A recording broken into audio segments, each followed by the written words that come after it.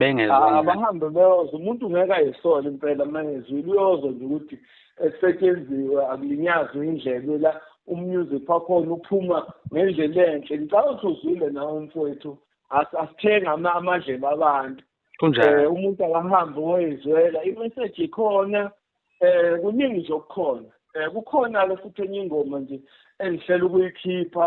mhlawumbe next month eyodwa eyisinging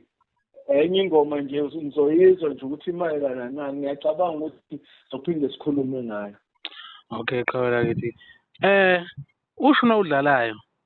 bakhona abazama phambilini lagaxela ikhasethi kodwa usayibambile usho unikele insizwa ayinamandla kakhulu umtshengiseni kwagcwenza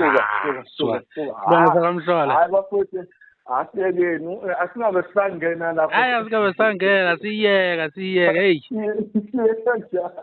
hayi yeah buti mhlawumbe futhi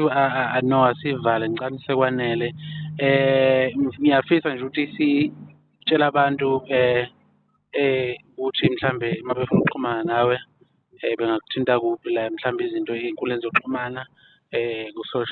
social media nje wonke ku-Facebook, TikTok na zonke nje indawo la bazokuthola khona.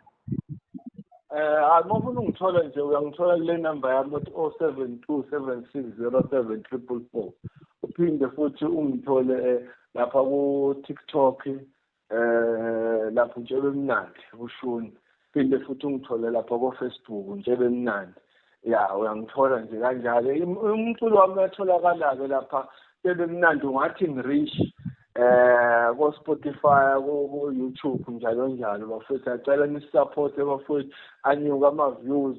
ngathi ke shaya 1,000,000 nje loshuni ke kuthatha ukuthi shaya 1,000,000 loshuni abalandeli baloshuni bafethu supporteni loshuni ungafi bafethu silokhu sithonyela ukuthi hey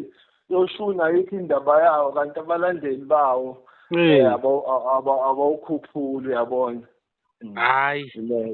kuyezakala bhuti before sivale ifoni ngisacela nje ngoba inyanga abantu besifazane kule abantu abakhulu imbokodo esaphuma kubona umlayezo nje umfishane ungabadlulisa kubona bafethu singathi nje asibahlonipheni yabo nje uma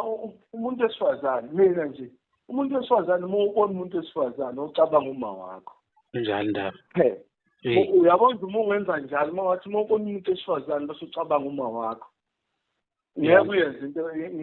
into embi kumuntu wesifazane ngoba lowo muntu loyo umthathise nje ukuthi ngabe uma wakho loyo yabo kuphela mina nje mangibona umuntu wesifazane especially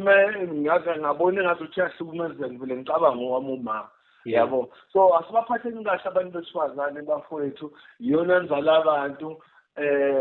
ngibona abantu ababalekile kunengoma eculo sebancane into enkulu emhlabeni intombazane akube njalo bafowethu umuntu wesifazane akabe yegugu sibahloniphe siphileni bafowethu sibambisaneni siyabonga kakhulu Mpemba Godide uNkulunkulu onyaza abe nawe ngibonge kakhulu bhuti omdala i-channel yami ngisayiqala sizokhula sonke ngiyafisa nje wazi ukuthi sekuyikhala noma ngabe yini ofisa ngudlulisela kubantu bakho ungangithinta noma ngabe isiphi isikhathi ngizobe ngitholakala ngiyabonga kakhulu ngiyabonga mfowethu ayikhule le channel futhi asikhule nayo sifuna indlondlobala impela ephezulu ngiyabonga mfowethu alright ngiyabonga kakhulu yebo